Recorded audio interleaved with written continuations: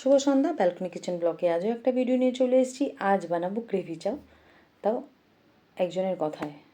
আমার একটি বোন, সে বলেছে দিদি তোমার হাতে গ্রেভি চাউ খাবো, তার জন্যই গ্রেভি চাউটা।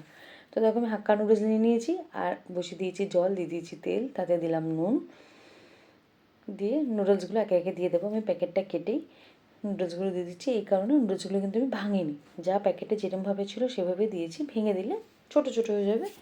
নুডলসগুলো একটু লম্বা লম্বা টেনে খেতে বেশ ভালোই লাগে।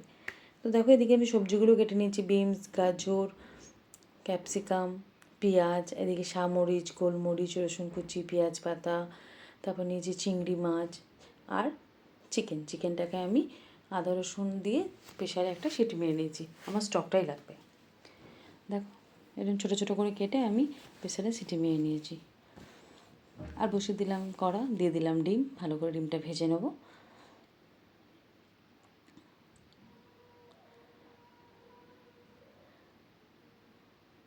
ডিমটা ভাজা হয়ে গেলেই আমি ডিমটা তুলে ওই কড়াতে ভেজে নেবো চিংড়ি মাছগুলো।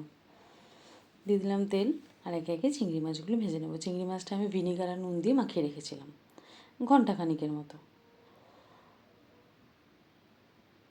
দেখো একে একে চিংড়ি মাছগুলো দিয়ে দিচ্ছি, ভালো করে ভেজে নেব। আর সাথে কেটে নেব বাঁধাকপি, যেটা আমি পরে কেটেছি। বাঁধাকপিটা লাগবেই। দেখো আমার চিংড়ি মাছগুলো ভাজা হয়ে গেছে। আবারও কড়াইয়ে তেল দিয়ে আমি বেশ অনেকটা রসুন কুচি দিয়ে দিলাম, আর দিয়ে দেবো একে একে সব সবজিগুলো।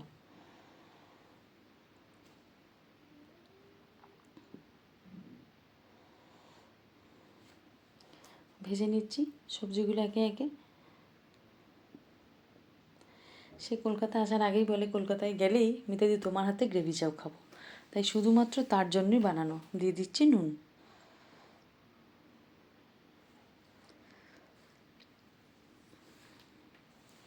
দিয়ে ভালো করে একটু ভেজে নেবো নেড়ে চেড়ে।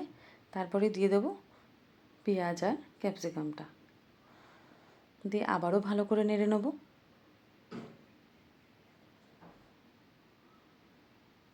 আর দিয়ে দিচ্ছি কাঁচা লঙ্কা।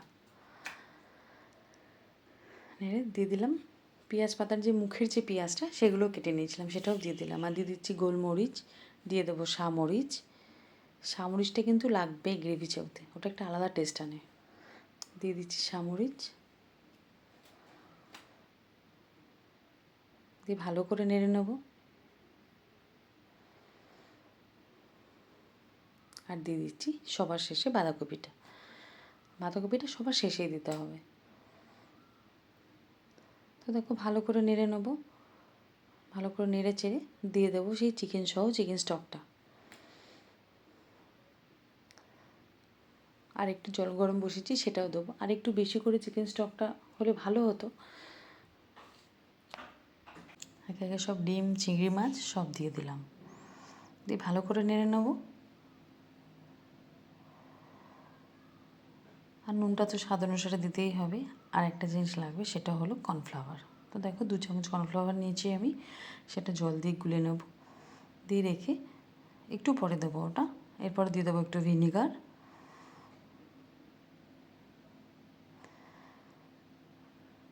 দিয়ে দেবো স্বাদ অনুসারে নুন আর চিনি একটু। শুধু এবার ফোটার পালা, ফুটলেই রেডি আমার গ্রেভিটা। তারপরে চাউমিনটা বানাবো।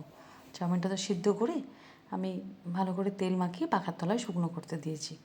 আর এই দেখো দিয়ে দিলাম কর্নফ্লাওয়ারটা, আর বাটি ধোয়া জলটাও একটু দিয়ে দেবো। দিয়ে ফুটে গেলে রেডি আমার গ্রেভি। এবার চাউমিনটা রেডি করব।